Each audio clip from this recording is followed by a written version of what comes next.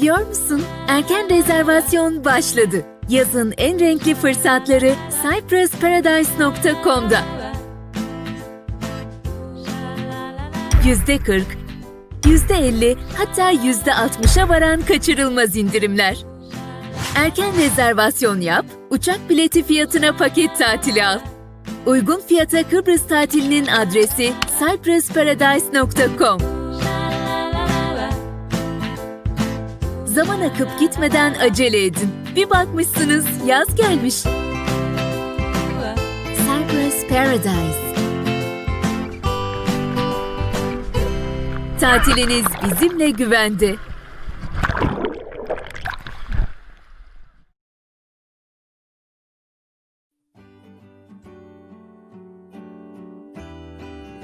Kalitenin, güvenin, hızlı teslimatın adresi Ancon Furniture. Ancon Furniture ailesi olarak yeni ürünler ile hizmete devam etmekteyiz. Yeni model koltuk takımlarımız, yatak mekanizmaları bir dokunuş ile açılıp bir dokunuş ile kapanabilmektedir. Bir dokunuş ile açtığımız yatak mekanizmasının yatak çarşafı kullanıma hazır, serili olarak içinden çıkmaktadır. Yıl sonuna kadar herhangi bir koltuk takımı alan her müşterimize akıllı sehpa hediyemizdir. En iyi ürün, en iyi fiyat. Sadece Ancon Furniture'da. Bize uğramadan karar vermeyin. En iyisini biz yapana kadar daha iyisi yok.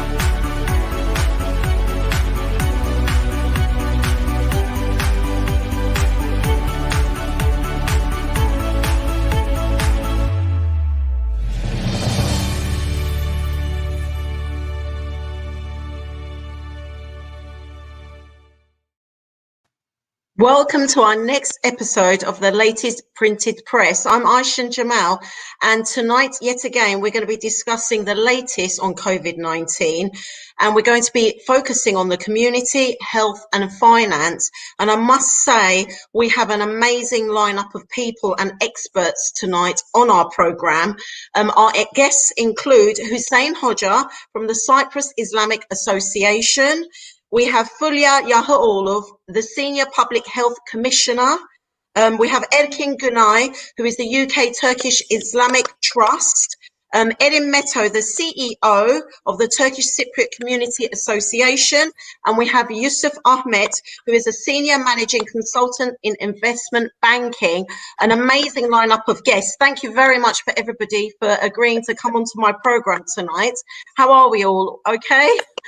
I know we've had some very traumatic couple of weeks and it's been very, very busy, and we're going to be talking about that. But thank you very much for coming on my program, for taking time out of your very busy schedules to come here and share your knowledge and experience with our community as we go through these very difficult times. I mean, the statistics are really getting quite bad. So, you know, this is very informative for our community and for our public. So thank you very much. My very first question is going to be to Erin. I mean, I understand major changes have occurred to the COVID project. Can you tell us a little bit about those changes and how it will benefit the people that the COVID initiative is helping, Erin? Yeah, sure. The COVID initiative has almost started in March last year, and I'll have to go over what we've done and what's been completed. But more recently, there's been astronomical rise in people in need, and that's right the way across the field. So everyone that's out there, the levels of people who are having the virus, people who are deceased because of the virus, people who need support because of the virus has astronomically risen. Now, again, this amazing community I talk about all the time has come to the rescue. So we've had groups like the newly formed youth group, we've had the Turkish Football Federation, we've had the women's group, which is part of the Football Federation, all coming together. The pre-existing groups that we already have as part of the consortium that's trying to support those in most in need is still there. So groups like Chutter and all the other groups that have been helping out. But those groups have brought together a myriad of other organisations that have been able to support us with the food donations that we have. Organisations like Goodar, Bodrum and bakeries, this, that, the other. So there's been lots and lots of changes that have happened that mean that we can extend our helping hand to far more organisations, far more groups, far more institutions. And what we want to do is to let organisations, let the community know that we are there. We're putting out every day. And what we're finding is that there's pockets of people which are coming through that we wasn't aware of, but because the word is getting out there, these people have been out and isolated for a long, long period of time and had no support. So even though we've been out there trying to provide the support, there's people which have been missed, and we don't want that to happen. So we're there. We're also trying to link in with other organisations, with other communities. So there are people which are coming through that are isolated because of the UNCLOS agreement, which means they can't access any public funds, which means they can't feed themselves, they can't feed their family.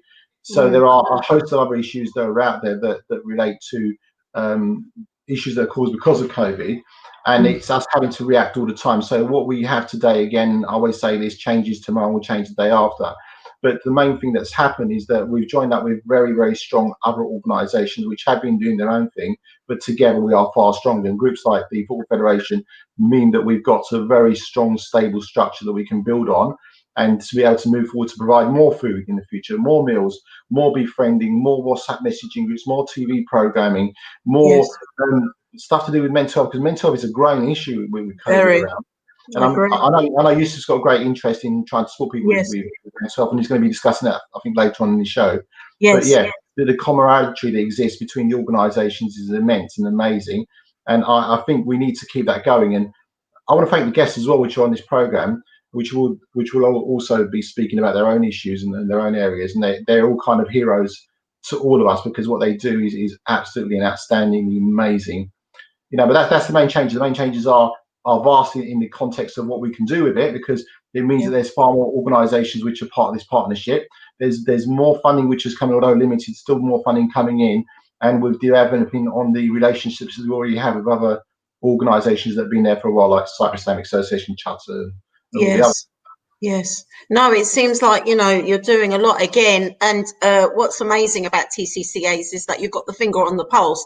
And like you said, I mean, almost weekly, daily, there's changes taking place, and you're very quick to respond. And it's quite tragic that some people still, even though we've got so many outreach, organisations, didn't get help. So if anybody out there does need help or know of family members, please get in touch. I mean, I also want to put a plea out there as well, Aishin. I mean, I've got the platform, so I can do a little plea as well. Is that there's all this kind of rumours around the vaccine, this, that, the other, and I'm sure fully I will discuss the vaccine far more. Is that there's all this kind of hoax information that's going out there, which is stopping individuals in our community from having the vaccine.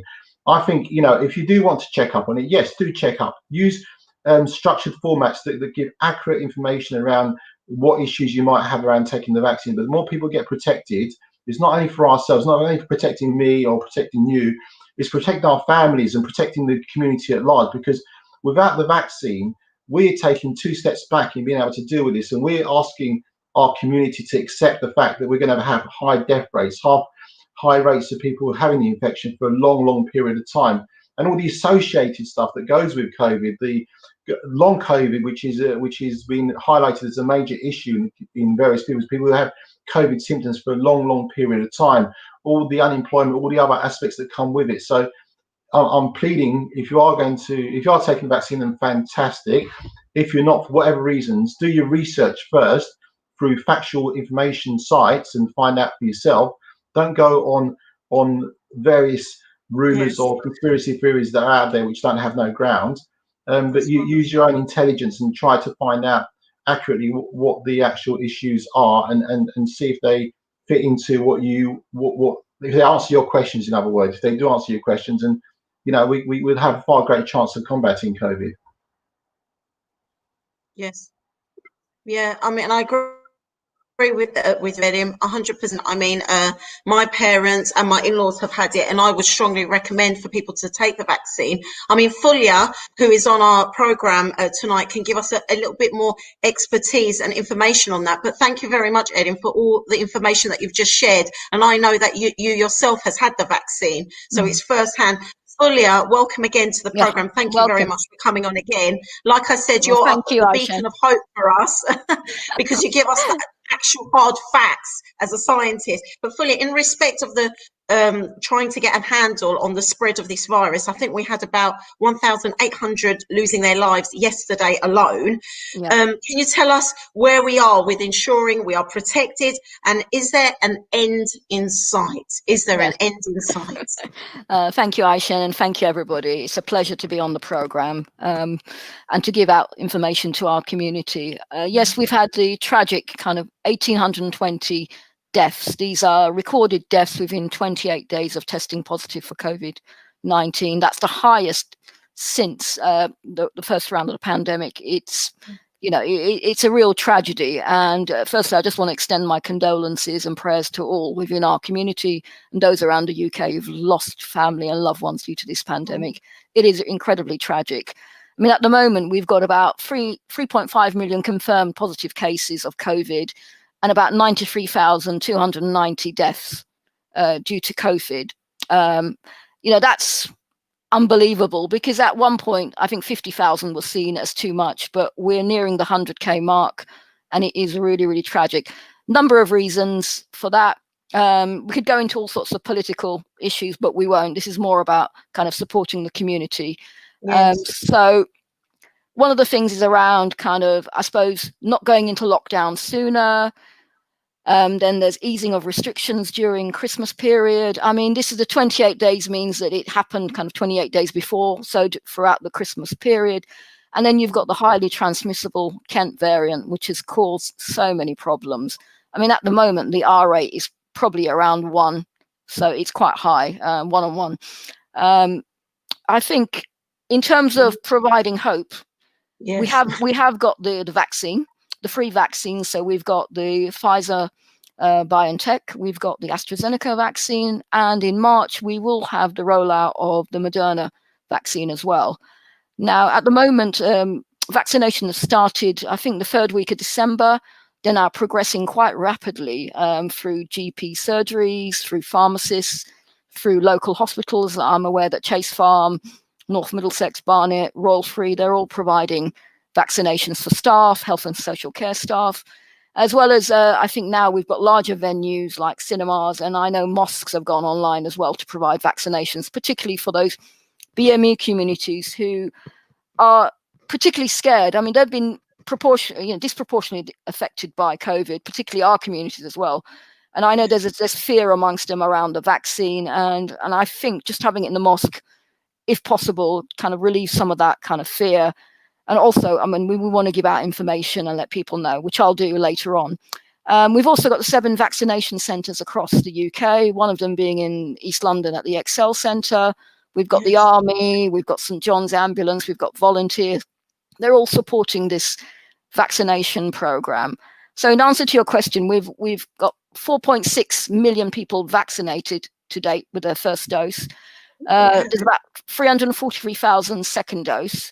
And by mid-February, they're hoping that about 15 million will be offered the vaccine, which means we'll have to vaccinate about 400,000 per day, really provide 400,000 doses per day. So at the moment, it's about 350, 380. So it's not too bad. I mean, we are getting there, but there's still work to be done. I mean, we're looking at priority areas, the over 70s, those living in residential care, those that are carers, those that are clinically vulnerable now, those that are over 70, health and social care workers that are particularly exposed to the virus in their profession. And so hopefully we'll cover all the 9 priority groups. That's about 32 million people, by probably, I would have said, I'm just adding up the figures, probably by end of February, if possible.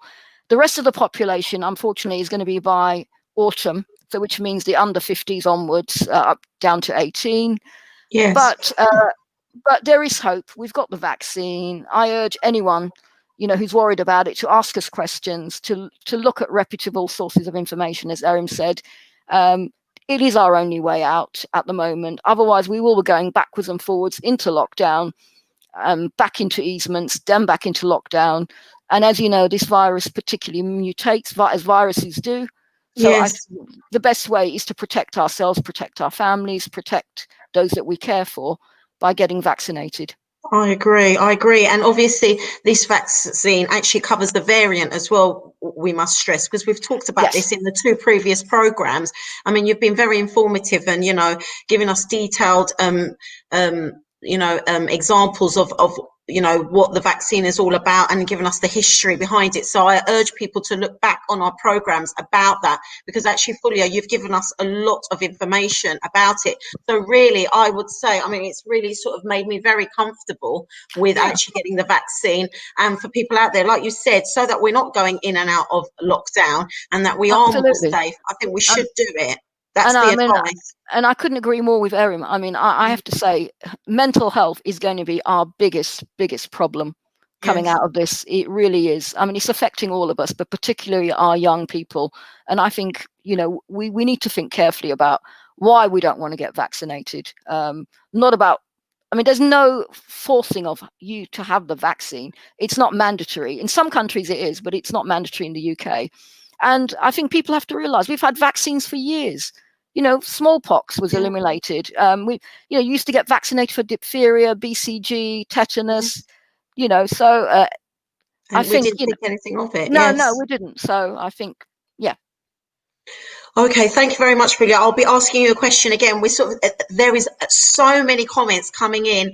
Rest assured, the audiences will be going through each and every question that you ask. But first of all, we're just going to go through, because we've got so many guests on tonight. We're just going to go through our questions, and then at the end, we'll have everybody on screen, and I will go through all the comments and questions. Edkin, thank you very much for coming onto my program. I know you've had a very hectic day and weeks and months, and the things that you have done for our community, honestly, I can't thank you enough.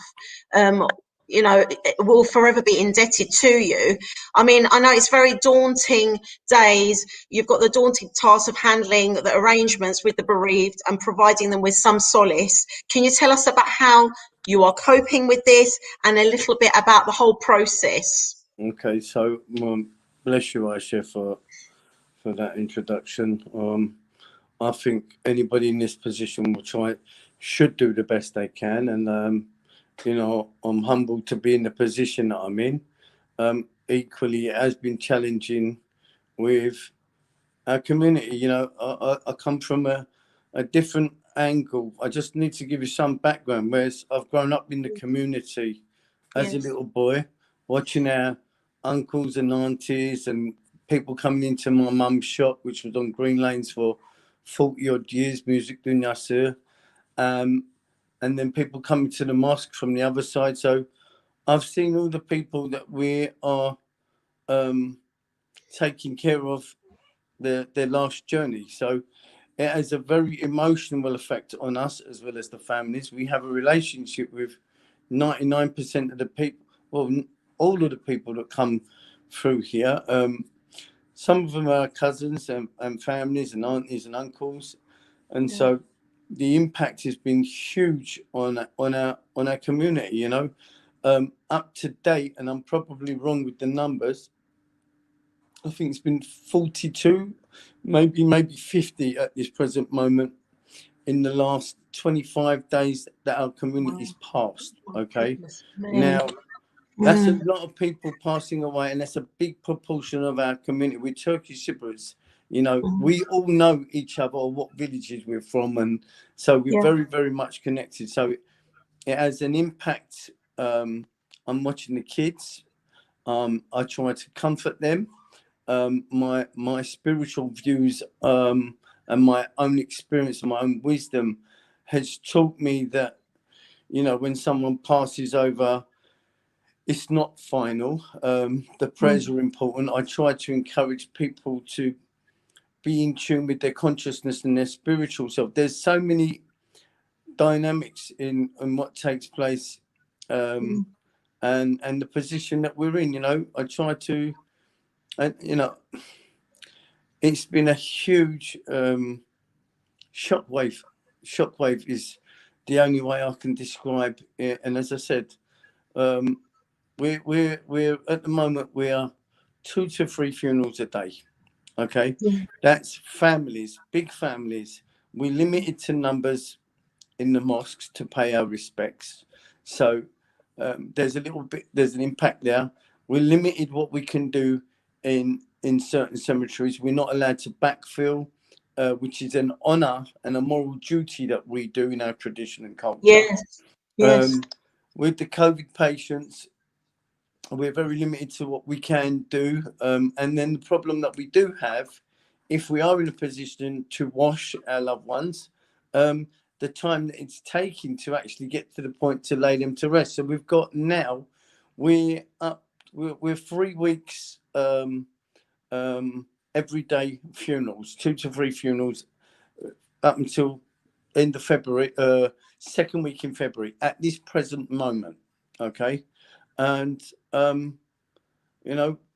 said earlier, and I put it up on my post, we go to bed with tears in our eyes and we wake up with tears in our eyes because the impact that it's having on our families and our community is huge.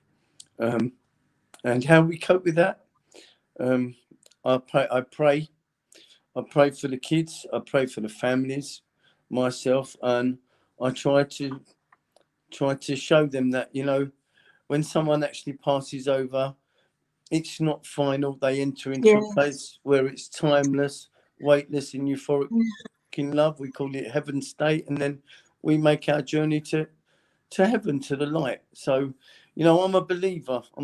This is not final. Nevertheless, the impact that it's having on us, obviously, it's drained us emotionally, spiritually, physically. We're dealing with hands-on. We're actually picking up members of our community from homes. We're seeing the families and the shocks that they're going through. We try to do and be as dignified and respectful as possible. It's a very, very delicate situation that we have to handle when someone trusts you with their loved one, and to be as dignified and respectful and gentle as possible. So we try our hardest from there. We leave praying our hearts out, hoping that the families are strong.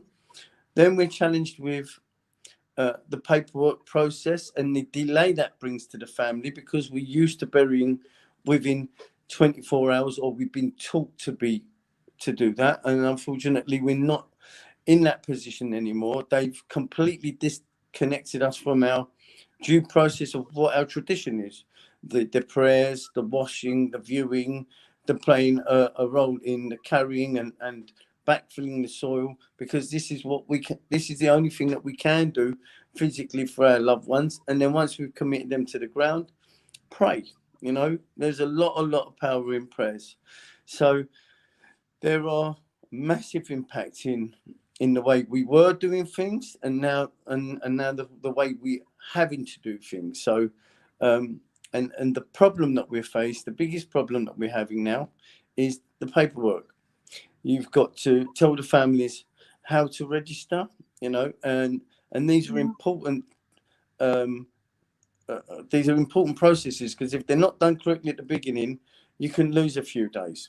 So, the first thing they need to do if someone passes, a bereavement officer will give them a pack. The doctor should issue a cause of death certificate. That will then go to the registrar. Then the families have to ring the registrar to register online the death. Then our emails are passed over. Then we receive the green form or the death certificates for whether the person is going to be repatriated to Cyprus, whether they're going to be laid to rest here.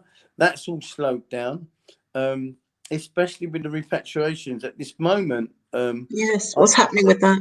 I can tell you now, we've got 7 people waiting to fly out, and the coroner's office have all gone down with the virus.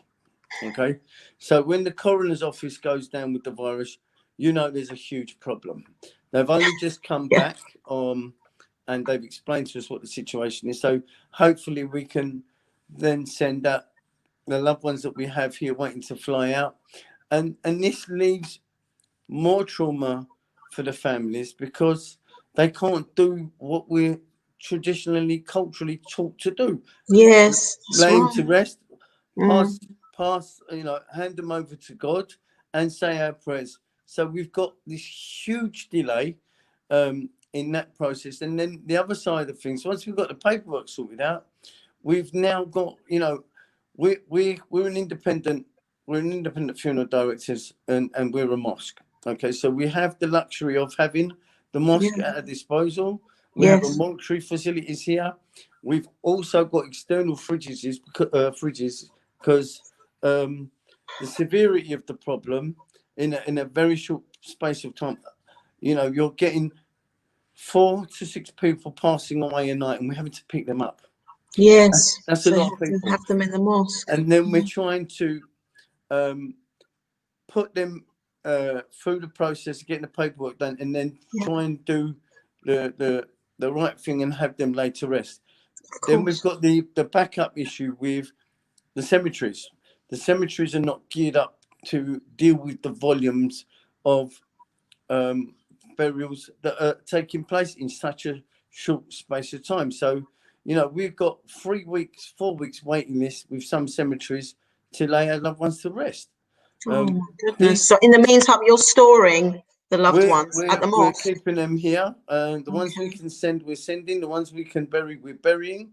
And we're in a due process of waiting. So the impact has been immense. The families are not used to us telling them, look, we're waiting for the coroner, we're waiting for the cemetery, and they're trying to arrange their own funerals by going direct, not realising the challenges that we face as funeral directors at mosque. Now, we've been doing this since 1977, so we're cemetery specialists as well as funeral directors. So we know the challenges that the cemeteries face. We know the funeral director side of things, what we face, and the hold-ups that the whole system has been impacted. The coroners, the registrars, the hospitals, trying to accommodate. You said yourself, 1,800 people in the last count. It's 1,800 people to try and register, to try and hold, to try and book their funeral, to try and get them prepared, to try and get them buried. It's had a huge impact in the way we have to deal with. So we pray for patience for the families, and we pray that this passes, but we can't at the moment, can't see no end. So, I just want to say, those that don't believe that there's a virus, it clearly hasn't affected you or anybody in your family. Those that have been affected, I pray for them. We have families that have lost. There's one gentleman lost his wife and his mother. There's another family where the mother's passed away, the father's in hospital ill, the mother's been buried, and the husband has no idea that his wife's even died. There's quite a few families that are dealing with these traumas. So this is huge impact on our community, and I pray for the community, everybody. We need to come together and be more supportive. The organisations out there in our community, the Turkish Cypriot organisations, have been a massive help. And Erim, Minever, Chatter, Edible London, all these little bits help dramatically, and it just shows that there's some unity in the community. So, with Hodja, with Hussein Hodja, who you're going to hear from shortly, I'm sure. And I feel sorry for him because we're doing the prayers and the blessings. Well, we're doing the services, and obviously we're dealing with aftercare. But he has to do the prayers at the graveside, then he has to do the Mevlit prayers.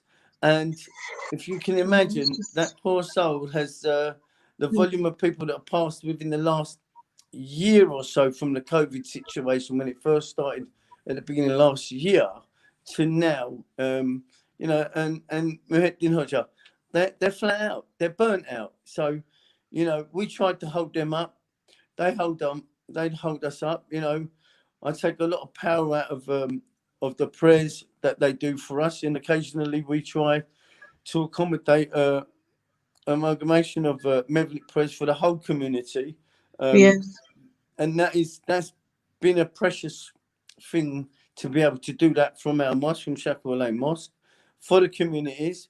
You know, I've got a lot of young members of the families crying that they've lost their dede, they've lost their nene, and you know, I try to console them and try and do that. It's burnt us out. It has absolutely taken us to a limit, and the only thing that keeps us going is we have to keep doing the right thing for the right families. There is no room for error, and we have to continue and deal with the challenges that are upon us. You know, it has been on another level. But definitely on another level. I mean, God bless you, Egg. It's not just the fact that, you know, you're thinking about everybody else, but we need to think about you as well. And I think as a community, we need to protect you as well, because what you're going through as an individual is tremendous. It's Absolutely tremendous. Aisha, let me tell you, it's not just me. Even my wife was ill for Yes. about 6 weeks. She's got conditions that we've been addressing. Obviously my children. My whole life has been dedicated to the mosque, because I pretty much didn't know what else to do but to step up and step in, because what I saw around us wasn't catering for our community the way it needs, or our understanding. We're pretty progressive as Turkish Cypriots. We get it. And it's really important that we don't frighten our young uns away by saying silly little things like, this is not what this is about, you know. No, and your mosque is very peaceful. When I go there, I have this huge peace. I mean, it's such a wonderful atmosphere. Honestly, it's just full of love, as you always quote, and it really is like that. So I think that's why so many people in our community come to you for assistance in their worst days, honestly, Egg. And I think what we need to do afterwards is some sort of support groups at the mosque when we're allowed, when these restrictions actually lapse a little bit, you know, for the aftercare. We have to think about the aftercare, not just for the community, but like I said, yourself and your family. Everybody, you know, we do healing circles. We have people come in. We have healers when we're not in the lockdown. We have people that practice Amazonian medicines, like Kambo, Sanango, and Reiki and all that kind of stuff. So there are circles that we do hold, but we need to encourage the whole community to come together and support each other. And the mosque is here to do that, you know. And I'll be more than welcoming to do that. But I have to say, you know, you might just see this face on the day.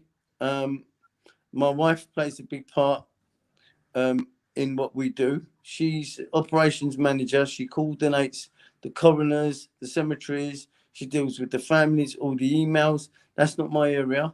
Okay, then I've got Cam, Jem, and my son Ramadan, all doing what they need to do. And then, you know, we've got the washing side of things and the preparation, and we're at risk, you know, so we've got to take precautions about what we do, how we do, keeping ourselves in a sterilized environment. We've had Metin come down and do the sanitization of the mosque, and you know, it's been a beautiful thing that the support is there. We are under it. We're not used to doing.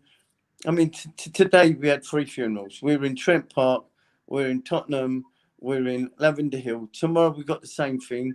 We've got another few funerals. Saturday we've got 2 funerals. Sunday I'm going up to Doncaster to So you know, we're in a position that we don't want to say no. We're here to support and help. It is really important to us. We are committed to what we do. This is very sacred on every level. And, you know, I have to say, through my own hardship, it's taught me to be the person I am today, and to understand, you know, when I see the vulnerable kids, or they need to hear something positive, I'm that person to try and just say, look, you know, listen, this is what happens, and try and give them some hope. So there's so much dynamics from all aspects, and it's very, it's very fragile. It's very delicate. It But is. as I said, I'm not on my own here. I rely heavily on my team, and we have to respect, and hats off to them. Equally, the Hodjas, our Hodjas, we've got two of the best Hodjas in our community, Hussein Hodja and Mu'eddin Aydin Hodja. They're our They're two main amazing. Hodjas. They're our Hodjas that we use. They're adjacent to this mosque. What they have to do, the prayers that they do are very sacred. They are very spiritual healing and blessing for the deceased and for the family. So, you know, this is a special thing that they do, and you know, we should be really thankful to these guys that they're managing to do that and sustain the volume of our commitment that we're having to keep up to what we're challenged with. That's right. I mean, you've led on very neatly to the fact that we're going to actually ask the next question to Hussein Hodja. I don't know, Hussein Hodja, if you're with us, if you could come on screen. Yeah, I mean, seeing your praise, I know you both work very closely together. And, you know, Egg has just been talking about all the things that you do. I mean, my next question is to you, Hussein Hodja. Thank you, Egg. I mean, we're going to be coming back and asking you more questions. But Hussein Hodja, you're actually on many platforms supporting much of what is going on, helping our community during these terrible times. You're working extremely closely with the mosque. Can you tell us what you're currently working on and any advice you'd like to give us, Hussein Hodja? First of all, thanks to you, Engage TV, for bringing this show together. Thanks for all the COVID-19 initiative and programs you've been giving awareness to our community, and many platforms on social media have been sharing this. We can't name them all because we'd be here to the end of the evening, but I'd like to thank every single group or Facebook platform that is sharing all this very, very vital information to our community. I just want to go on something that Egg said, because Egg is completely exhausted mentally and physically, and I think we all are. Last night was the first time I actually went to sleep after speaking to you about 10:30, and that's the first time since March. I usually go to bed about 3 o'clock in the morning, and then I'm up about 8 o'clock in the morning, so about 3 or 4 hours sleep a day.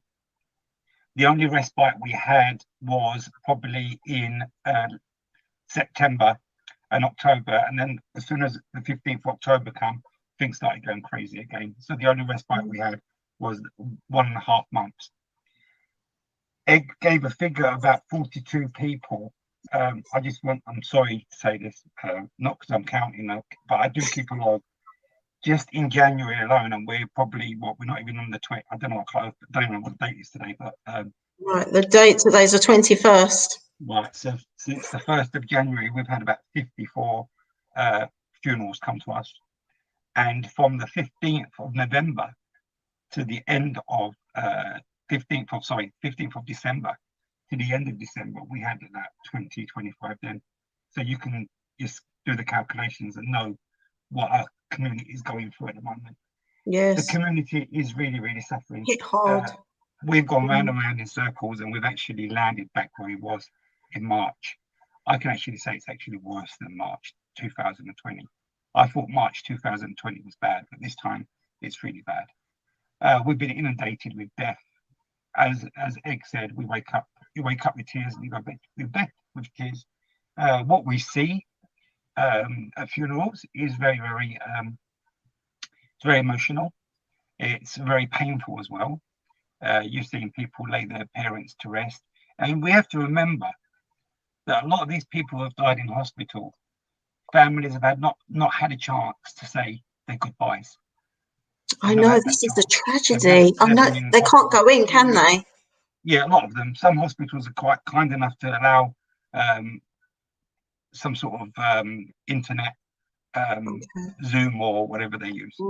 But most hospitals won't allow anyone. Hospice, old people's homes, they don't allow. So people have died and passed away. We've seen their loved ones, And this really is affecting the community. This is really affecting the It's parents. unfortunate, It's yeah. affecting, and Egg said, you know, we've had a lady pass away and then her daughter-in-law passed away. We've had families, we have people that lost 2 sets of children. Oh We've my got a Daisy goodness. who lost her daughter and her son and also her nephew. And how old were they? These were young people, probably younger than me, actually. Yeah, so it's not Yeah, just hitting the elderly this time, is it? It's hitting this the is whole having a community. massive mental health issue for people who are I left think behind. so, yes. And what we're doing, we're just trying our best. Very challenging times. We're trying our best to give a dignified burial, a dignified farewell to these loved ones. I don't have to explain the challenges, because Egg's just done a very great job of just telling everyone or explaining to everyone what the challenges are. And it's not easy. It's not easy just doing a graveside ceremony, because people want to have that traditional come into the mosque, Yeah. opening the coffin or the casket and saying goodbye. We're not allowed to do that at the moment. It's impossible. And what it is doing, it's making a lot of people very angry. It's making people very emotional, and Yeah. people are very frustrated as well. I Gone can are those days where you could bury someone in 24 or 48 hours. Those days are gone. Gone are those days when you could send a body within 3 to 4 days to Cyprus. Now people, this is causing frustration, and it's causing anger as well. But we need to be patient. And if there's a message I could give out to everybody here today, is to be patient. To be patient Yes. with us, to be patient with the mosque and the whole system. And we are trying to do our best to give a dignified send-off for your loved ones.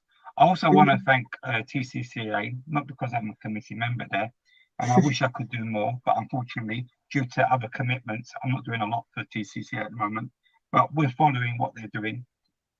And their COVID-19 initiative has been amazing. They've managed to connect with lots of people, and they're helping people. And we need, as a community, to be together. We need, as a community, to respect one another. We need to be there for our community, because this can happen to any one of us. And for those who say there's no COVID and it's all a conspiracy, they need to come and spend a couple of days at the mosque, maybe working as volunteers at the funeral service, to see the pain and grief that people are going through, and then stop all this nonsense on social media that you shouldn't have a vaccination, or you shouldn't believe there's a COVID. Members of my family have died from COVID. Only yesterday, my uncle died from COVID. COVID is a reality, and we need to accept this reality. And people are being affected by COVID-19. And I just pray, and my deepest condolences to all the families that we're trying to help. I want to give you an example of some of the things that we're challenged with. We are a very, very traditional community. Although some people will say, you know, Turkish Cypriots are a very modern Muslim community, but they're very traditional when it comes to burials and ceremonies after death. 99% of the Turkish Cypriot community here, they want to have a proper burial. They want the after prayers. These after prayers are usually Turkish Cypriot traditional wise. It's 3 days, 3 evenings, and then usually some have a 7th evening or 15th evening, and then it's ended by the 40th prayer, and some people also do a 52nd. We can't do none of these at the moment.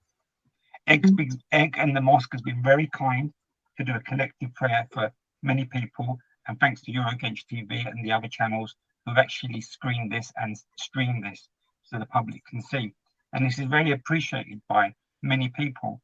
We are being inundated with calls from all over, not London, but all over the UK. Yes. Egg is receiving calls from Doncaster, Luton, Leeds, and people want to bury their loved ones in a dignified way that's close to their traditions. As Egg said, we are not only dealing with the burials, but we're also dealing with looking after the family's interests as well. So we're usually doing lots of Zoom mevlits every evening. I can give an example. So on Sunday, from 11 o'clock in the morning, and Egg will actually tell you this, to about 9 o'clock in the evening. I had no breaks. I done about 10 or 9 Zoom Mevlits, because people They, need comfort, Aisha. they They do. need some sort of comfort, and they Yes, feel they're not giving their loved ones the proper traditional yes, saying burial. bye-bye And they feel with the guilty prayers about that, don't they? and making food and giving to the poor or giving to, and we've got some amazing people in our community, like Chatta, for example, who's been Yes, so kind enough to take this initiative where she's preparing food that we usually would give to our guests who would arrive at Mevlit on the 40th day, and she's distributing this to the poor and the needy and the homeless. And my message to you is, please do this, because this is a far more blessing to feed someone who's vulnerable, than feeding someone who has access to food. yes, And I agree. yeah, So that's comforting, isn't it? Just to think, although we can't gather and do our traditional mevlits and our prayers where we do give out the food, they can do it in different ways. Is we're going to have to start thinking a bit outside the box. And, absolutely. this idea of feeling guilty for not doing justice for our loved ones is quite reassuring for you to say this to us, Hussein Hodja, tonight, because it is a real big worry for people, especially when they're grieving and they're not thinking straight. To have these words being said by yourself as a Hodja, I think is very, very reassuring. So thank you very much. We do have mass sorrow at the moment. I mean, Mm, we witness this every day, and it's heartbreaking. But there are things that we see, and it's like a light of hope. I'll give you an example. We've had several funerals today, and yeah, the last funeral we done was a very, very loving and very amazing man that used to come and visit us at the mosque, and it was just a handful of people, his children and his nephews and nieces. That I don't think there was anybody elder in the community there, and that I was really proud of our youth. Our youth are really proud. We really should be proud of our youth. They're amazing, and they came and they stood in the prayers, and they took a part, and they gave their father, such a beautiful send off, which would have been really close to his traditions from Cyprus. And we just got to be there for our youth. And also, COVID-19 has done something. It's brought the majority of people together. It's brought people closer to their traditions, to their culture, to their roots, and to their faith. Because if there's ever a time that we need God in our lives, sorry for using Eurogauge to say this, but if there was any time that we needed faith or God in our lives, it's now.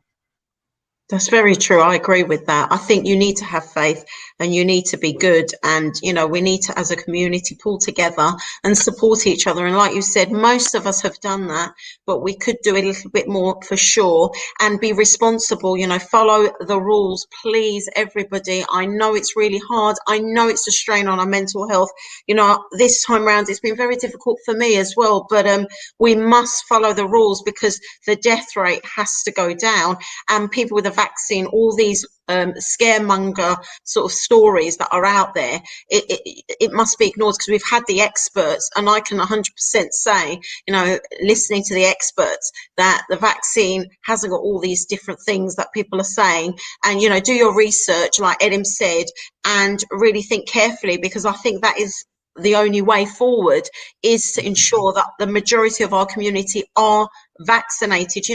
Look at it, research the facts, listen to previous programs that we've aired out, and hear it for yourselves, really. Vaccinations have been out there for many, many, many, many years. Fulia told us the history behind it, so really a lot of those stories that are out there are not justified. I mean, Hussein Hodja, I was going to ask you this later, but I feel like it's befitting now, and then we're going to move on to Yusuf, who's going to give us a bit more sort of about the well-being and financial sort of advice. But as we can see, a lot is happening. What hope can we offer for the future? Are there any plans? I feel like I want to ask you this question now. I was going to ask you a little bit later, but I do That's feel fine, like this is because the appropriate time. there's lots of plans and there's lots of things to do, but these will only be possible if we're united as a community. We need a united platform, Aisha, and we need to support our own institutions. We need to. The COVID-19 has brought the community back to its roots, and I think Egg would agree with me. Egg said something on BBC which was so right. But we used to do these funerals. The amount of funerals we're doing now, we do them in a year. We're doing a year's funeral in a month. It's brought people back to their roots. It's brought people back to their culture. People are now questioning their faith.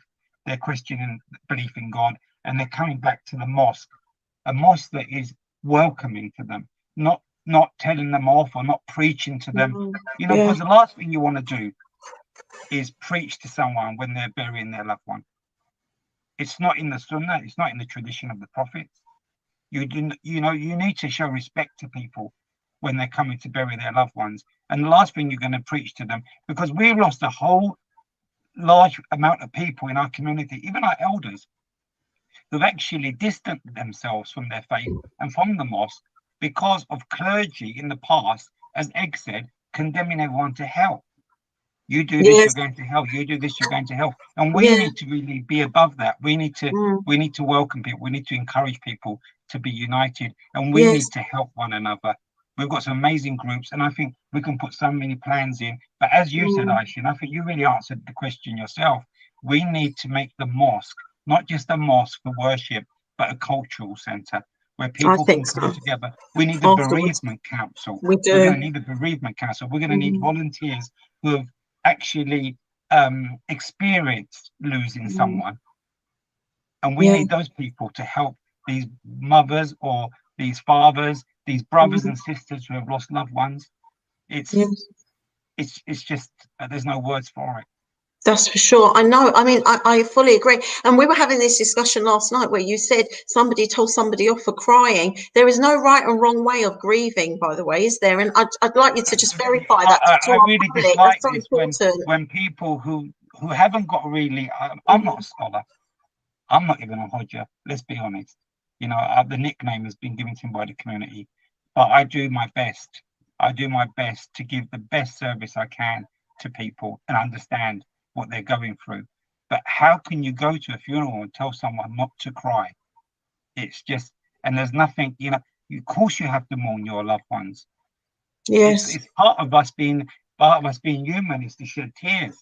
Just the way when we're happy, we laugh, and when we're sad, we can cry. And, you know, to suppress someone and to come up with some ridiculous stuff to say that if you're crying, you're actually hurting the person that you're burying, is just ridiculous. Yeah, totally. Thank you very much for clearing that up. I just think it's something that we need to think about because, you know, we are thinking about well-being. I mean, Yusuf has been patiently waiting.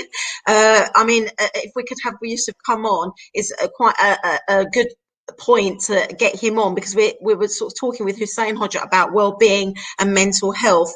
And the first question that I'd like to ask you, thank you very much for waiting. We've just got a huge amount of people on the program today. Is what advice would you give to people who are having to work during the pandemic, Yusuf? Yeah, first of all, thanks for having me on the show. I think it's a great show. It was really interesting to hear what everyone was saying. I think despite everything that we've been saying just now, what's even more depressing is that many people have no option but to continue working through all of this, pay the bills, pay their mortgage, their rent, look after their dependents, maybe their children or elderly people, and ensure that food is still on the table.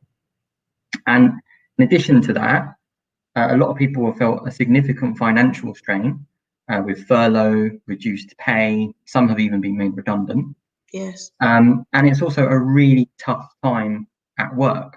There are people that are still having to go to work, and it's extremely tough because some have to look after their children whilst they're working, who would usually be at school, and even have to homeschool them. But despite all of this, in most cases, work is even more demanding than ever before. Very true. What a valid point. I feel that it is. It's far more demanding. I'm so glad someone's actually admitted it. It's like liberating to say that. It's not easier, it's harder, I feel like. And it's weird because we always, like, a lot of people are working from home, and there are still people that are having to go out and work in essential shops or construction and other industries. But for those that are working at home, yes, they're not having to commute, but they're waking up to find meetings in their diaries a lot earlier on in the morning. They're finishing a lot later at night. And And with all the stresses that are going on around the world, all the deaths that we're hearing on the news and what we've just been hearing on here, on Facebook, WhatsApp, and some of these are friends, family, loved ones. And to just try to continue to work with all of that going on in the background. I mean, how is that even possible? But we have to. We have no option but to continue to work despite everything that's happening around us. And a lot of us are working from home. And home is usually that place that you retreat to after a long day's work. You leave all of your stresses behind, perhaps in the city, and you come home to spend time with your family and relax. But now those two worlds are merged, that there's blurred lines between them. And so even once you've finished work, and that might be later on in the evening, it's very difficult for you to actually relax, turn off, switch off, and put work behind you, which means people are constantly thinking of work whilst they're at home, even after work hours, and that can become really stressful. Yes. So what I wanted to do, is, in answer to your question, is probably give a few pointers to people that are in that position around what can you do if you're having to work through this. Yes. I think number one, exercise. If you're able to do so, try to get some physical exercise, whether it's a home workout, even a walk in the garden just to get a bit of daylight, or even jog on the spot. Whatever you're able to do, physical exercise is so important and has a profound impact on our overall well-being. And I think especially now in January, where the days are a lot darker, many of us are just working throughout the whole day. We wake up, it's dark, we finish work, it's dark, and we haven't had any daylight. We haven't had any vitamin D, which is crucial, given what's going on around the world. So I think we need to try and think of how can we reconfigure the way that we're working so that we can perhaps take that morning call whilst we're on the go, while we're walking and getting some physical exercise. You have to be at your laptop every single second of the day, and the answer is probably not. You need to really take advantage of the fact that you're working from home and try to introduce things for the sake of your well-being and the well-being of others around you. I think the second point I'll mention is your setup. And what I mean is your workplace setup if you're working from home. So many people, such as myself, got a massive screen right in front of me. You're looking at that all day long. Yeah. It's not good for your eyes. You need to have a comfortable desk space. You need to have a good chair. You need to make sure that you're sitting correctly. Otherwise, like me, you're going to get pain in your arm like I did a few months ago because you're constantly sitting down in an uncomfortable place. And try and get a screen if you can, where it's not impacting your eyes as much, where you can put the eye saver mode on. And if you are working outdoors in, as I mentioned, places such as construction or what have you, keep your distance, be safe, still be mindful of what's going on around, despite the fact that you're at work. I think those are two key points. A third one I'll mention is stay connected.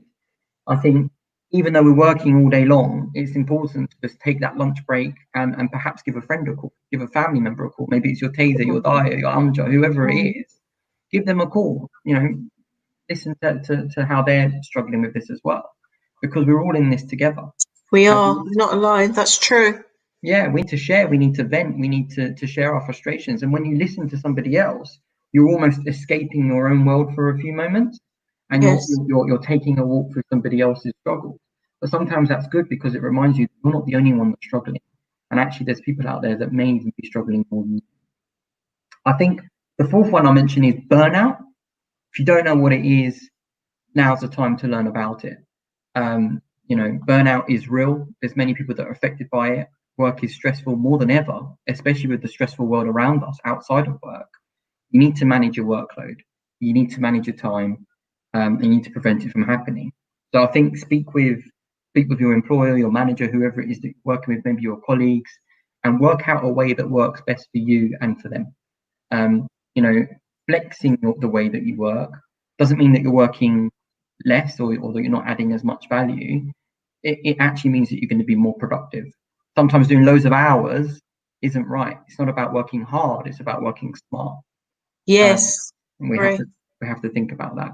I'll give two more points, Aishen. I think one is financial stability. So there's some people that are really struggling financially. they're unable to pay those bills, those mortgages, those rents that I mentioned. And I think our community tends to be quite proud in many cases. This is not the time to be proud. You know, we're a community and we're here for one another. And if people are struggling, we need to talk to one another. We need to help one another and give guidance to one another. There's mortgage holidays that are available. There's even certain tax breaks you can take advantage of. I think there's a program by Martin Lewis and others where you can actually plug in and work out and see what's available for you as well. And I think the last one is stay employable.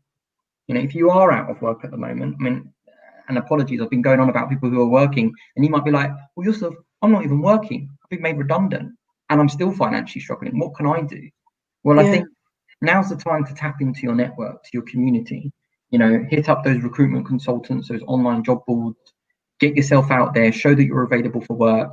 There's still a lot of jobs out there. Although there's a lot of job opportunities that are closing due to all the uncertainty in the world, there's also a lot of others that are opening due to high demand of this new way of working.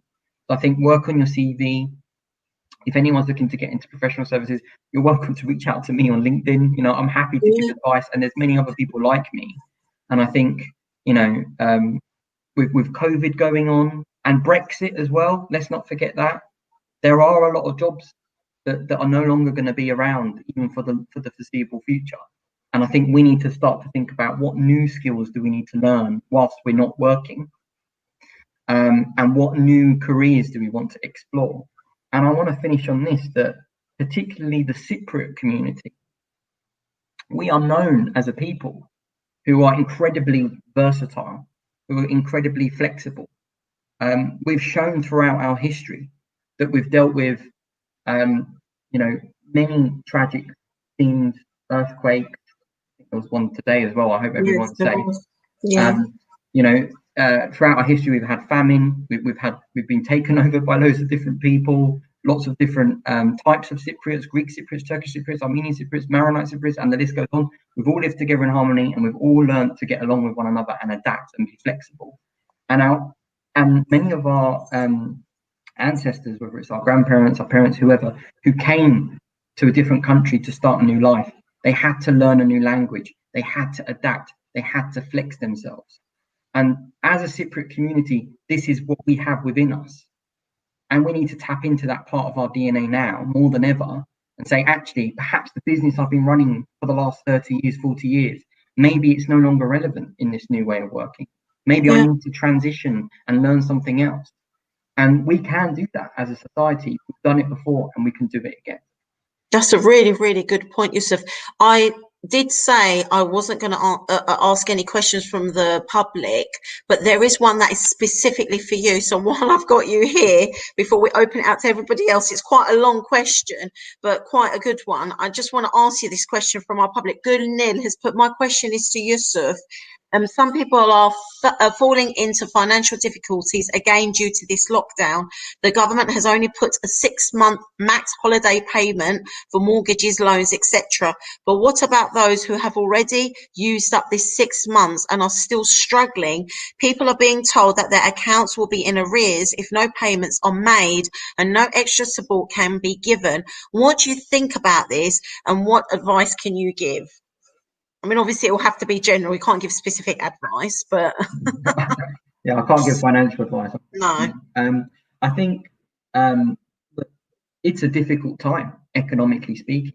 There are going to be people, unfortunately, and I hate to say it, but we need to come to terms with it, who are going to lose their homes, who are going to lose their businesses, who are going to have to adapt, who are going to have to change and deal with the fact that actually you might not be getting income for another 6 months. So I think it's time to sit down and just work out, well, with the outlook that we've got, with the new strains that are happening as well, and what's going on in the world, do you anticipate that you're going to continue to be in financial strain? And if so, what I definitely recommend is people don't go to anything like Wonder.com, where people, or these loan sharks, where people are going to absolutely make you into a worse situation than you are. If you're experiencing difficulty, I think you need to connect maybe with TCCA. I don't know, Edim's on here as well. Yes. Maybe Edim, you can speak about this too. But we do need to be giving guidance in these situations and just working out are you actually able to continue the way that you are? If you've maxed out the mortgage holiday and you're still struggling, then you might need to think about other arrangements. Or if you've got family, if you've got friends of the community that can help you temporarily, maybe it's just a couple of months that you need. Maybe we can.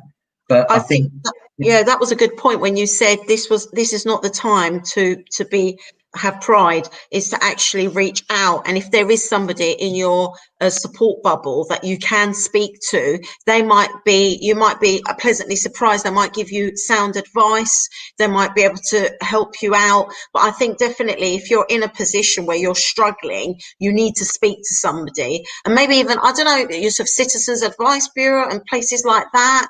Would people be able to go and seek advice in places like that as well? For free, I'm not sure. Absolutely. I think reach out to those services that are available to you. There's quite a few different charities as well that do give sort of financial advice, and that can be quite stressful as well. And I think the sooner you have that conversation, the better.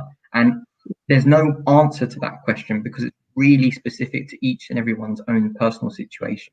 There's going to be some people who are going to be more affected and impacted by this than others. We know that there are certain parts of our society that are more disproportionately impacted than others. So I think it's people within a certain age bracket. So I think people who are from a minority ethnic background are more impacted. We know this disproportionately compared to 12% of all workers. I think 57% of people, of workers in a sector that have shut down, are 57% are women. And I think that most of the people that have also been impacted are under the age of 35 years old. And I think also low paid workers as well are more likely to be working in shut down sectors, and they're going to be less likely to work from home. So there are certain people that are going to be hit a lot more by this. And I think we need to work together. We need to help one another. And it's not necessarily about, I need money. It could just be advice. In some cases, it will be, I need money. And again, we need to help one another in those situations. We shouldn't be proud at this moment. Obviously, no, not at all. And that's what's amazing about TCCA Chatter, is that they are helping the vulnerable and people who are in need. Thank you very much, Yusuf, for answering those questions. And we're going to go back to Fulya now. And I just want to sort of give a bit more detail about the vaccine. Welcome back, Fulya. It feels like you were here like 2 days ago. It's been such a long program. We're over time, but I think it's just been so valuable. I want to go back to the vaccine because I feel like I want to just cover that in a little bit more detail, because we've been talking about the fact that it's okay. We're advising everyone to take the vaccine. It's the only way forward. What specific advice could you give our public about the vaccine? Sure. I think we've already touched on some of the kind of key issues, but what I would say is there's been a lot of myths out there. There's been a lot of anti-vaxxers on social media. I mean, social media is a great platform, but we also know that there's lots of misinformation. There's lots of right-wing groups that post a whole load of information out there to scaremonger people. So, I mean, before I kind of give the advice, I would just say, these are some of the kind of misconceptions that are out there. I'll just go through it very quickly for our viewers. The vaccines were produced too quickly. So that's one of the things that comes out. Yes, they were produced quickly, but because the processing at the moment is through genetic engineering and molecular biology, rather than the old-fashioned way of doing kind of vaccines through kind of an inactivated bacteria or virus. The techniques have moved on in the last 20 years. We already know about MERS and SARS, which are the Middle East Respiratory Syndrome, and SARS, which I've forgotten the thing, Severe Acute Respiratory Syndrome. We already had vaccine candidates. It's been a real global effort. For those who might not be aware, I mean, to actually get these things off the ground, you need a hell of a lot of money and hell of a lot of support from other academics, other institutions.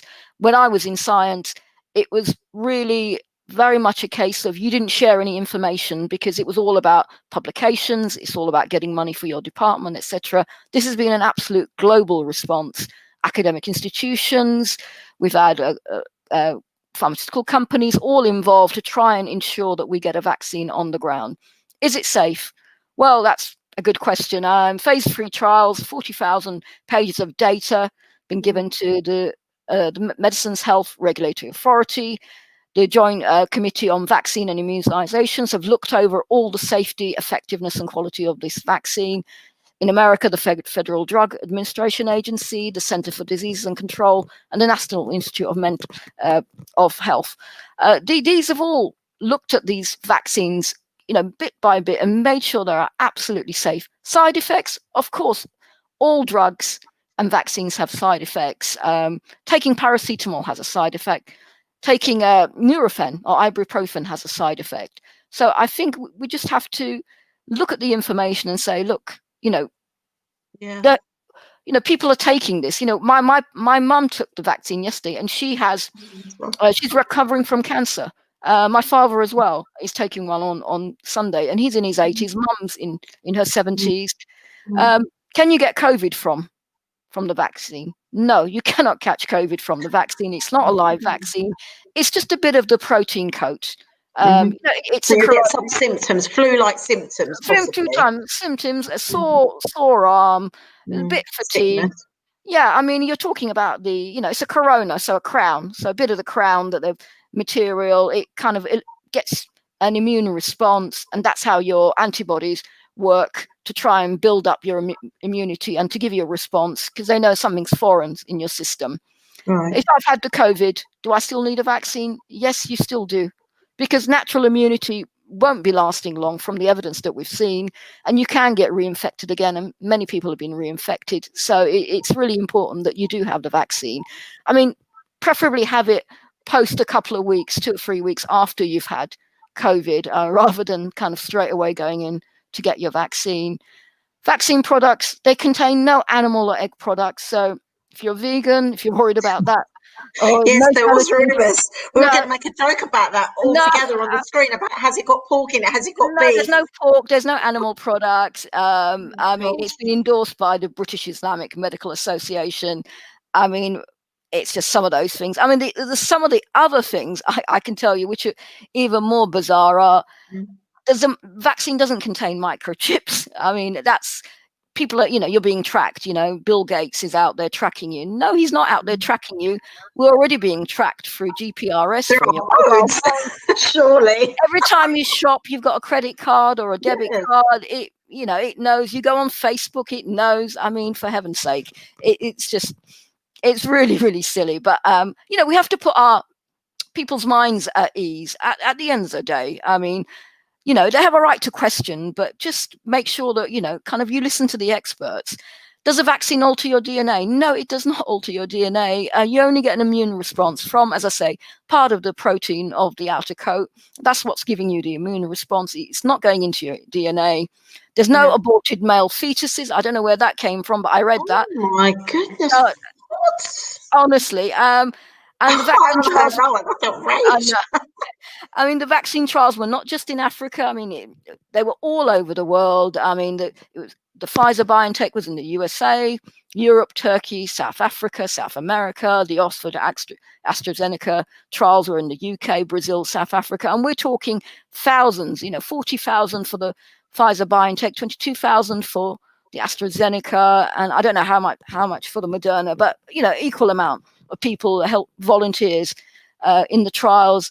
And care homes are not being used as guinea pigs. That's another thing that's come out. They're highly at risk because of long-term conditions, and we have to prioritize them and give them the vaccine.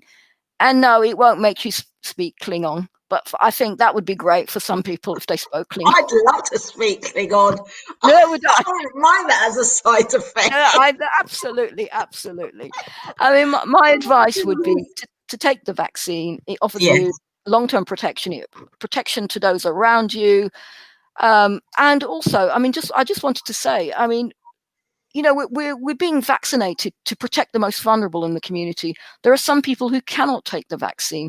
Their immune systems are compromised.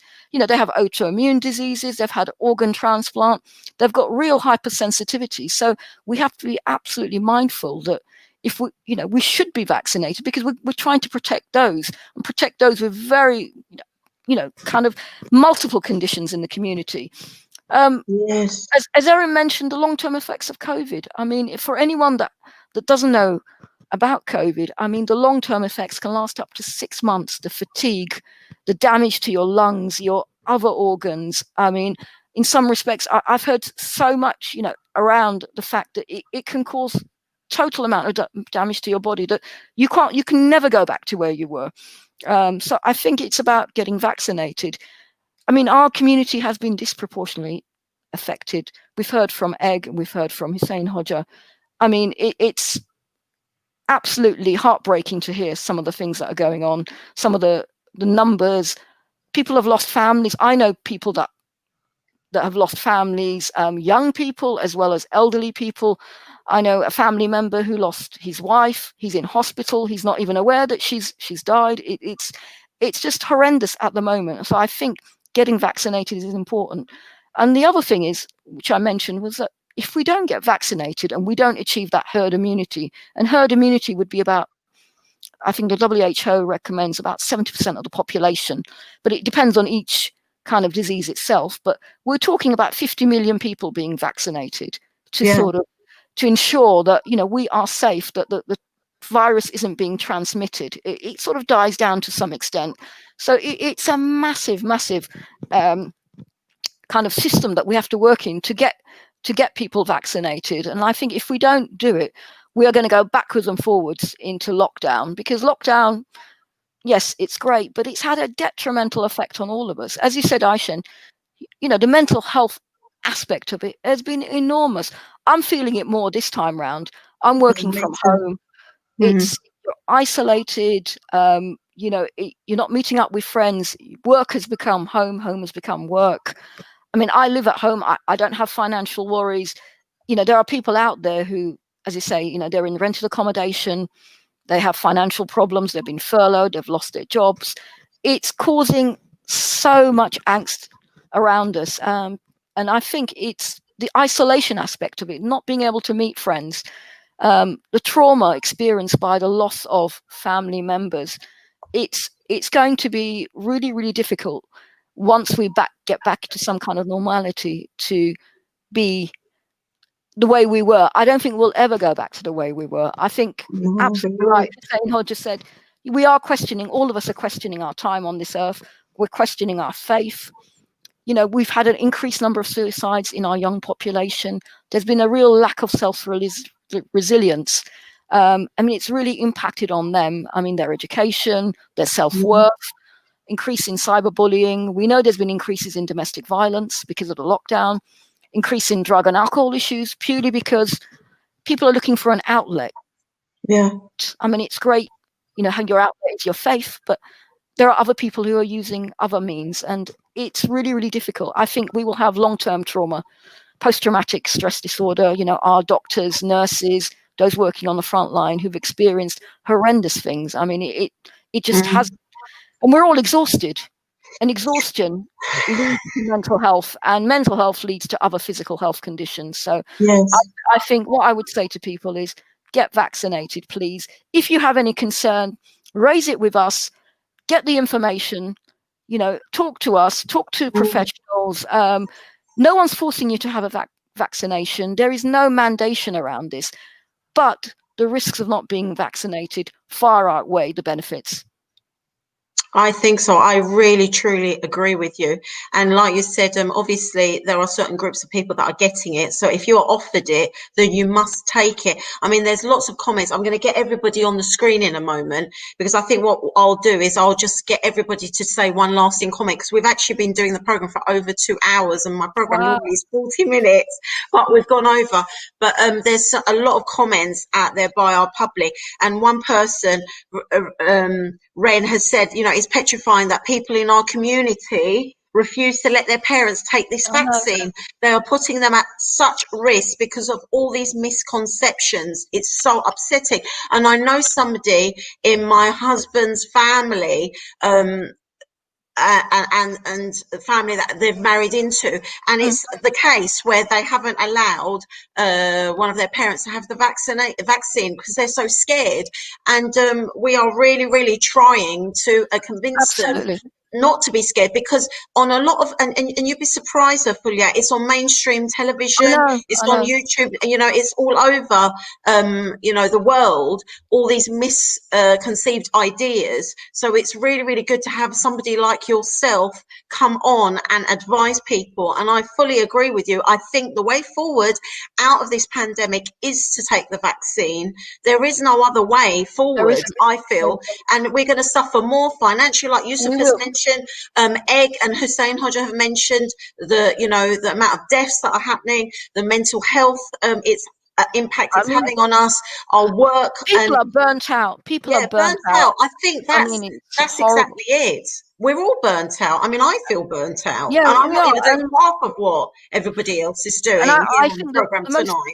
And the most important thing is to come together and support each other. I totally agree with what everybody has said. You know, it's about supporting our community, working hand in hand. You know, what can we do? What can we offer to the community? Bereavement counselling, post-traumatic stress disorder, trauma-informed practitioners. You know, if we need to get funding, let's get funding. Let's do something. I mean, this is a massive issue for the community.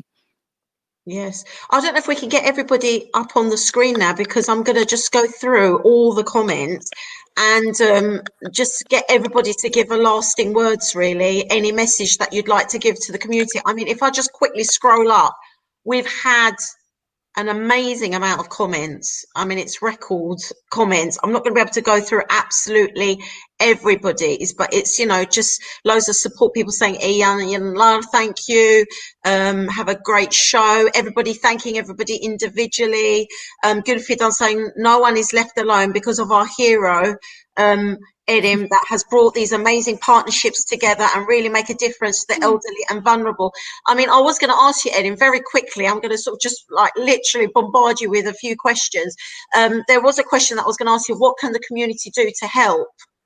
Yeah, I mean, a lot of interesting things have come up in various conversations that I've had today. Like Yusuf mentioned, that we need to arrange the utilisation of people to deal with mental health and counselling and support.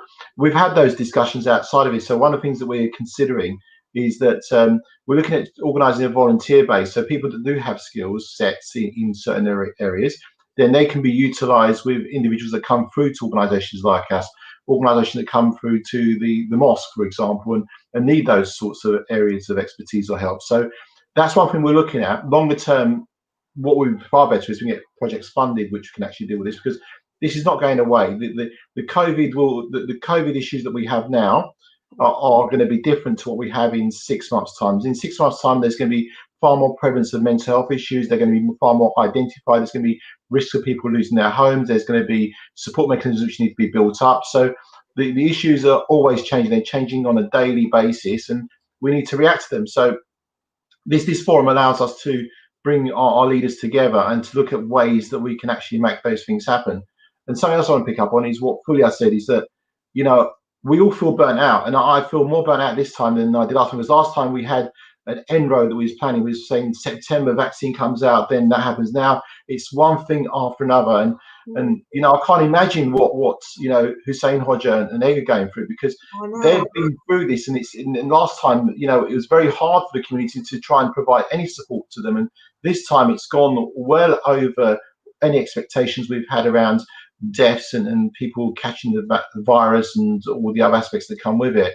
So, you know, as a community, we need to stick together. We need to work out formulas for dealing with issues, and we have got an amazing community. Look at the people we've got on this panel today. You know, the expertise that we have, and it just says to me that, you know, one thing I'm really proud of is the people that have been able to come forward with positive energy, positive momentum, not to stag each other down, not to bring down the community, but to try and work out systems that benefit all of us as a community. Yes, thank you very much, Edim. I mean, Gulfidan has said thank you to Hussein Hodja and Egg for all the support you have given to those who are grieving within our community. You're both truly amazing. You're doing amazing despite the pressures you're both under. I mean, this is really at the forefront of this program as well. Erkin Eggunay and Hussein Hodja, the things that you are doing for our community currently. I mean, it's horrendous. And like Edim said, you know, we thought it was bad in March and now it's double quadrupled. So really the message is please have the vaccine if you can. Yusuf has also mentioned, you know, ways forward when we're working from home. You know, Fulia was saying it's like all amalgamated into one. We've got work and home and work, and it's all a big sort of blur. So Yusuf has said quite a few very informative things to help us to try and keep our well-being intact in these very, very trying times. More comments. İyi yayınlar, iyi hocam, hayırlısı olsun, tebrikler all around. Edim, thank you for appearing. Definitely, I second that. Chanel Ali, another person who works and does a lot of work with the TCCA and also Chatter, has said amazing show. Working and volunteering alongside you all has been amazing. This is the thing. I mean, we touched upon this back in March, but what's happened is we've actually made connections that I didn't know, Chanel, before COVID began. So what's good is that we've made these connections with each other and we've made these friendships and we've been able to support each other. I mean, the question that I was actually going to ask Egg earlier was, Egg, you know, what are the restrictions with coming to the mosque? What's the situation with that currently? At the moment, it's I think it's the 6 people rule. We've got plenty of space at the mosque, and you know, I mean, we still operating for prayers on a Friday. We do insist on masks. We do insist on the prayer mats.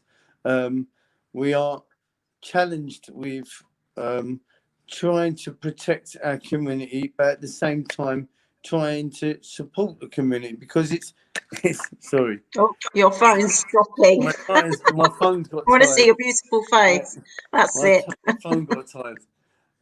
It has been equally challenging because we've got to make some tough decisions. At the same time, we've got to stay strong. I want to say, you know, you've touched on a lot of things. I was diagnosed with post-traumatic stress disorder a while ago myself, and clinically depressed and all the rest of it, and all the help that I relied upon around me and what was available. These are things that I don't mind talking about and discussing and helping people, all right? Because it's very important that not everything works for everybody, but some things work for other people. If people are also equally worried about taking the vaccine, they should practice using the mask or alkaline in the body and topping up on the vitamins. Try and look at the alternatives until you come round to the reality of what's really taking place, you know. So there's so much stuff that we need to do. The key is here that we all need to share our knowledge and keep together, all right? Take notice of what because we're all experts in our field, so take notice of what we're saying, because we talk from experience and wisdom. There's certain things that I didn't know, so Fulia has brought a lot of information to my attention. She's given me a little bit more confidence about a lot of stuff that you've talked about, Fulia. So I thank you for that, because even myself, I've been in the dark. I've been very skeptical about certain stuff. I don't know how I feel about certain stuff. They're my issues, and you know, everyone is different. If you know our elderly are vulnerable, we need to take care of them and keep an eye on them. You know, there's only us. There's only us, Turkish Cypriots, and I just need to say this. There's only the National Health is on what we call a shoestring budget at the moment. So if you do fall ill and you don't recover within the time, they've only set aside a certain amount of money for each individual person. When that money runs out, the care runs out. So this is a reality that is going on right underneath us. If you've got private healthcare, you may have a better chance. So these are real life issues from all aspects, and so everybody's brought something very interesting and knowledge to the table. And our community, you know, I think I think, you know, I'm very proud of our community. I'm very proud to be Turkish Cypriot. I stand here holding the flag and the tradition for our community. It's important that we have some base, some hub where people can come and not be afraid to talk. You know, I'm not going to tell you Cehenneme gideceksin, okay? Like In translation, you're going to hell. Just right, for those that don't know, that don't speak Turkish. well, you know, this is not the way forward. We're very progressive. We're very modern. We're very educated. We're very experienced with our words. That's why they come out the way they come out. So, you know, don't be afraid. It is very important that we hear and feel and try and act for everyone in our community. And, you know, if you're feeling really down and low, just pop in for a cuppa. You know, pop in for a cuppa. Obviously, following the rules, but once the rules are lapsed, then but definitely. You know, if someone's feeling very low and suicidal, of course. Then you're vulnerable. 100%. Like we were talking about domestic violence, and it actually states in the government guidelines that if you are suffering from domestic violence, you do not follow. You go out and you seek help. You do not stay isolated in that situation. That's a very important message to give out to our community, because I'm sure there are people out there who are suffering from domestic violence as we speak, and it's probably heightened due to. Every night they ring me up and they're crying and they're in pieces because they are living under this umbrella of lockdown. They've got no money. Their husbands are frustrated because they can't feed their wives and their children. They're feeling inadequate. There's all sorts of challenges going on. There is a lot of alcohol abuse and drug abuse because this is an outlet for people, like Fulia has quite rightly highlighted. There is, you know, sometimes, you know, taking drugs, all it does is it creates the ostrich effect. Come and talk to people, all right, rather than bury your head. I've been there, okay? I've had my own journey, and I've been very blessed that I've had a fantastic network of people to carry me, okay? So, you know, as strong as I look and appear, yeah, I am, but at the same time, I fall, I cry, I need to look around. And I count my blessings and I start again. So we need to teach that there is a routine and a route. When you're feeling down and blue, don't give up hope, all right? Because definitely. Aisha Ismail has said, I've had my first dose of the COVID Pfizer vaccine and now waiting for my second dose. I'm an NHS worker and recommend the vaccine to everyone. This is a very strong message here. Please speak to your GP and consultant rather than social media to then decide whether you should have the vaccine. It is about protecting you and your family and the vulnerable. Aisha Ismail, thank you very much for that very strong message. I totally agree. Osman Ejed arkadaşlar, Shane Finn, my photographer, giving us the thumbs up. Lots of people giving us the thumbs up there. Chanel Ali again, salam to all you amazing guests. Such a difficult time for all of us, and what all of you are doing is amazing. Thank you so much. Lots of support. Allah bütün kayıplarımıza rahmet eylesin, sabır versin. So basically, our condolences to all the people that have passed away. Nalan has put, Egg, you have had such a challenging time and helping everyone. And let's not forget Mel and all at Shackerwell Lane. Definitely, the whole family, you know, supporting the community there, Mosque. You're all amazing. God bless you all. Erin has also put a message up there. Bless you, Egg. I think that's what he was talking. Bless you, Erin, as well, for everything that you've done. Bless you, Erin. I feel like I've got the dream team tonight, though, here. I do feel very honoured with all of you. I mean, I do feel like, you know, I've got, you know, everybody who's so well respected on the programme. So thank you very much for taking time out to come onto the programme. But I think we needed this. And the comments just go on and on. I mean, thank you very much for everybody for all your comments. I'm not going to be able to read absolutely everybody's because we're sort of gone over 2 hours now. But what I think I will do is I'll go around and get everyone just to say their final words, and we'll probably have to do another 2-hour program next week, unfortunately, because I don't think this is going away quite yet. And I do think, like Edim said, things will be changing constantly over the next couple of weeks. But if we start from Yusuf and we work our way around, Yusuf, any lasting comments for our community tonight? First of all, Aisha, thank you for having us all on the show. It's these shows are so important for our community, as I'm sure everyone will agree. I'd just like to say that it's an incredibly difficult time for everybody. We're all being impacted in this by one way or another, some more so than others. And I think during times like this, what's really important is our mindset. And I think that as depressing as things can be, and as difficult as things can be, particularly with loved ones, family members, friends passing away, etc., it's important that we stay strong and we stay resilient and we have patience and we remind ourselves that we can get through this. There's a lot to us. We are a strong community and we work much better when we work together.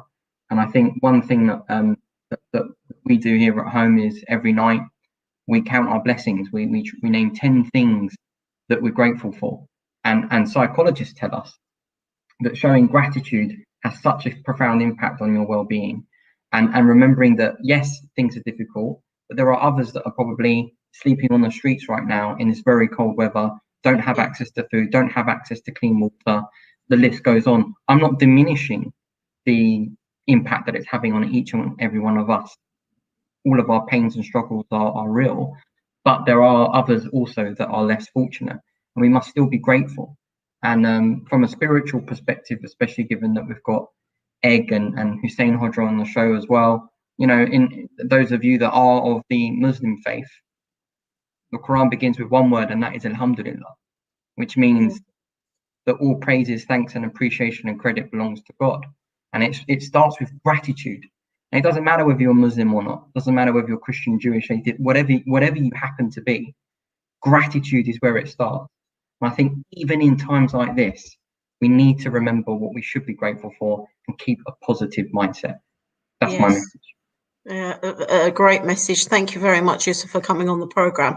And I think in the next couple of weeks, we'll probably have some more where you come on and give us your expertise and time, because I think, you know, you're a very valued member of our community, and the feedback that I always get is that you really lift people with the messages that you give out. So thank you very much, Yusuf, for your time. Edim, any lasting messages? We've been doing these COVID programs since March. Yeah, you've been supporting me. The TTCA have been absolutely amazing. Anything that you'd like to say for the next couple of weeks? Well, what I'll say is that we vow to continue doing these programs until there's no need to do these programs. We'll always be there. As the issues change, we'll get new guests to deal with those issues.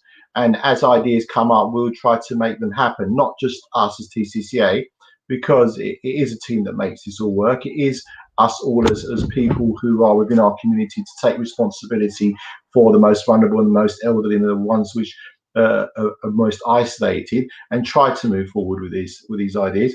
This particular program's idea came from Hussein Hodja, who felt that there was certain questions that needed to be answered, and asked you guys if he can bring together some guests to deal with those issues. And that's what's happened, because there were issues that would come up on a weekly basis. Because of this show, it's touched, I don't know, 50 people directly today, and then after you might have another 2,000-3,000 views. So it's going to hit the way it's meant to go, or where the information is meant to go, to all those various people. And if one person decides to have the vaccine because of what's been said, and that avoids that person, catching COVID and then having to be buried, then it's been positive. And the whole idea about this is that we try and focus on us using our individual expertise to be able to help us as a community. And thank you to our guests, and thank you to the community for watching.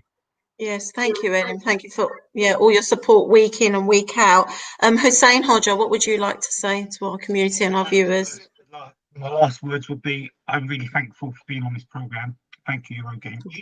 Thanks for all the hours and months of bringing the COVID-19 pandemic to our audience, to our community, giving them awareness and guidance. I'm really privileged and honoured tonight to be on a very special panel. Very special people to me. Erim, very special friend, cousin, Egg, that does so much. And if you don't know Egg, you need to see Egg through my eyes. He's a very special person. He does things that no other funeral director would do. We had a funeral the other day, no names mentioned. It was just a handful of very old people. Him and his boys, they've done all the backfilling themselves. You're not going to get no one doing that for you. And it's, you know, it's shedding tears and being there, because as Egg said, these are all people that we've known for years. I've been around with the community for 28 years, 28 years reading Mevlits and 20 years doing burials. I've done 350 burials last year. And so we are connected with the community. I'm privileged to have Fulia on the program, so much professional information. And, you know, we need to really stop this scaremongering, oh, the vaccines this and vaccines that, and all these conspiracy theories. We're getting a lot of the conspiracy theories from a lot of religious people as well, unfortunately. What my message to them is, they never thought twice when they took vaccines to go to the Hajj and the pilgrimage, because they're trying to go somewhere. They never questioned the hepatitis jabs and vaccines. So why question this? We're trying to save lives here. Yes. And if they don't believe there's a COVID-19, as I said before, they can just, they're welcome to come as volunteers and work at the mosque for a couple of days, and they will see what we're dealing with. I'm really privileged to have also Yusuf. Yusuf has touched the hearts of many people in the community. And for those who do not know Yusuf is not new to the community. He's he's a co-founder of Cyprus Islamic Association. He's been there in TCCA, giving talks and speeches. And I'll tell you something, in the last 7 years, he's touched the hearts of many, many people, young and old, even those who have got very little English. And he's even touched the hearts of people that represent us. Zehra Basharan, who was the representative of the Turkish Republic of North Cyprus, she was astonished with him. And she's, you know, these are people, our young people that we need in our community. And we need to be stronger, united for a better community. But my last words are, for those who have lost loved ones over the last few months, our deepest condolences with you. Our prayers are with those who are suffering in hospital, and we wish you a speedy recovery. And Allah hiç kimselere böyle acılar vermesin. Bütün ölenlerimizi rahmet dileriz. May God have mercy on their souls, and may God give us unity and bring us all together. Thank you, everyone. Yeah, amen. Thank you very much, Hussein Hodja, for everything that you do for our community, for Eurogenge, for me personally, our chats that we have. I mean, honestly, God bless you. You're just an amazing leader within our community, and everything that you do. Like Egg was saying, you know, people from afar, not just in London, but all over the UK, that are seeking your guidance, your spiritual guidance. In these times, it's very, very tough times, and we're very, very fortunate to have somebody like you in our community supporting us. I don't know what we would have done if you weren't around, so thank you very, very much from myself and Eurogenge and everybody. Giving us this platform. I can't thank you enough. You've always been there for us, and you know, and it's really appreciated by the community. Thank you all. Oh, thank you. And Fulia, it's your turn now. Lasting energy messages is get the vaccine, get the vaccine. Oh, I can't hear you. Okay. Yeah, no, we can. Yeah, get the vaccine, definitely. Yes. That's the motto. I just want to, like everybody else, I'm so humbled to be in such fantastic company. The work that you guys do, I mean, it just doesn't compare. I mean, really, really, I'm so privileged. Thank you, Hussein Hodja, for inviting me. I mean, it's been an absolute privilege, and it's fantastic to know you guys. I mean, I've known Erin for years, but to know Egg, Hussein Hodja, and Yusuf, I mean, amazing. You're all absolutely brilliant, and if in some way I can impart some knowledge, happy to do so. I mean, one thing I would say is it's a great platform.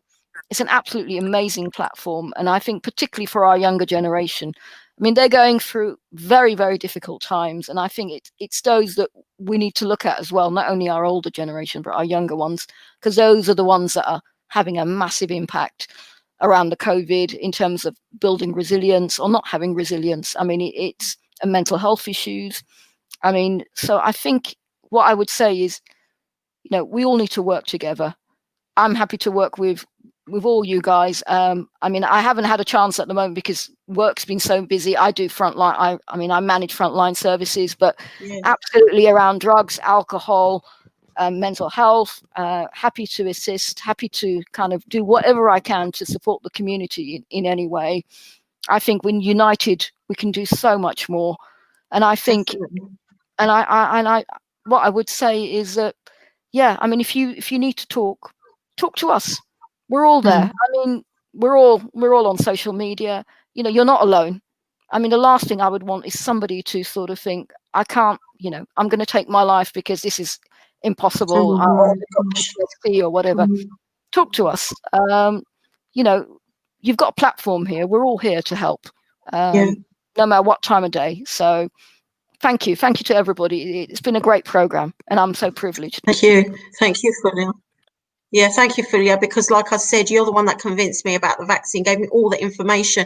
If it wasn't for you, God bless you, honestly, you've been coming on my programs with your expertise and really informing our community. Very, very valuable. And hopefully we'll carry on doing these informative programs with you, where you give us the latest updates as to what is going on out there. It's such a good sort of window to have to be able to see through and actually get expert advice rather than all these silly things that are going around social media. So thank you very, very much as well. Egg, your last message.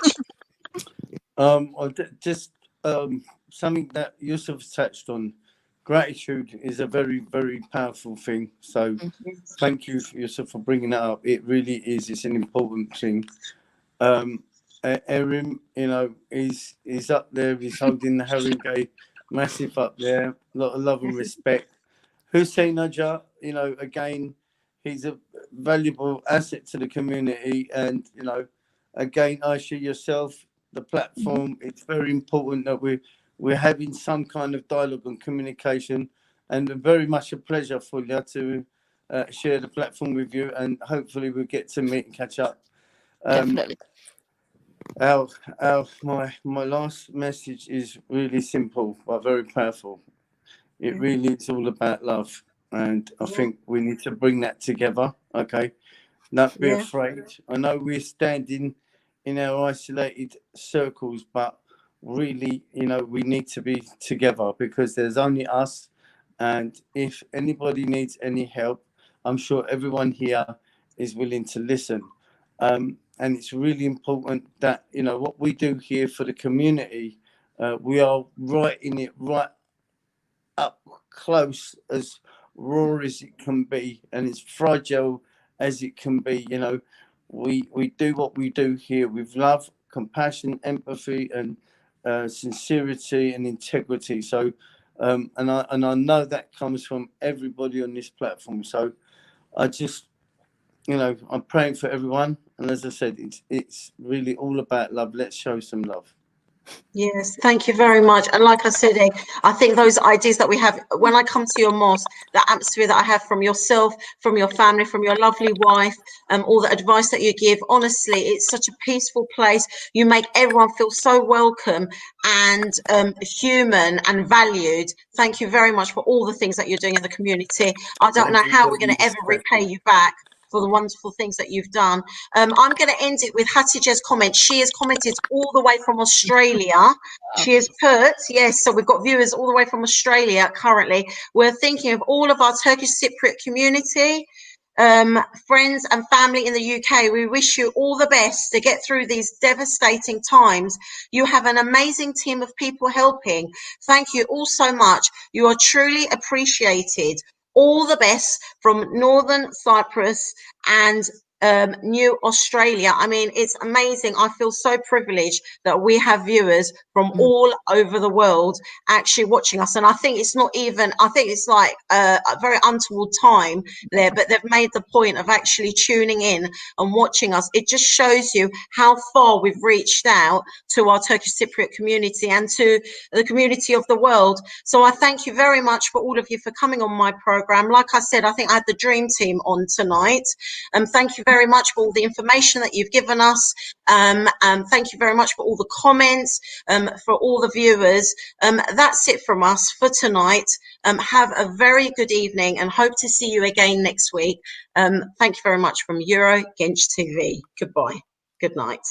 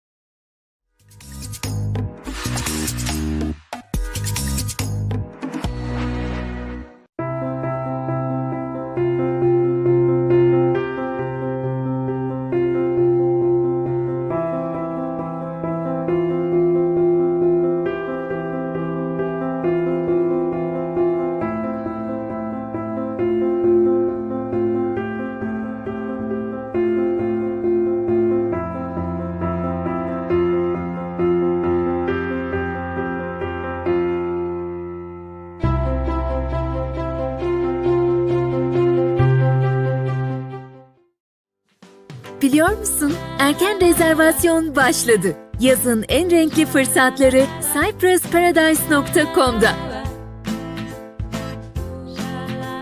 %40, %50 hatta %60'a varan kaçırılmaz indirimler. Erken rezervasyon yap, uçak bileti fiyatına paket tatili al. Uygun fiyata Kıbrıs tatilinin adresi cyprusparadise.com. Zaman akıp gitmeden acele edin. Bir bakmışsınız yaz gelmiş. Cyprus Paradise. Tatiliniz bizimle güvende.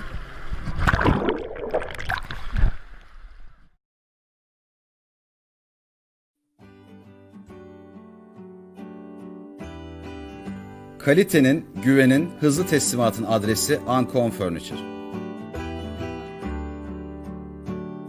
Ancon Furniture ailesi olarak yeni ürünler ile hizmete devam etmekteyiz. Yeni model koltuk takımlarımız, yatak mekanizmaları bir dokunuş ile açılıp bir dokunuş ile kapanabilmektedir. Bir dokunuş ile açtığımız yatak mekanizmasının yatak çarşafı kullanıma hazır serili olarak içinden çıkmaktadır. Yıl sonuna kadar herhangi bir koltuk takımı alan her müşterimize akıllı sehpa hediyemizdir. En iyi ürün, en iyi fiyat. Sadece Ancon Furniture'da. Bize uğramadan karar vermeyin. En iyisini biz yapana kadar daha iyisi yok.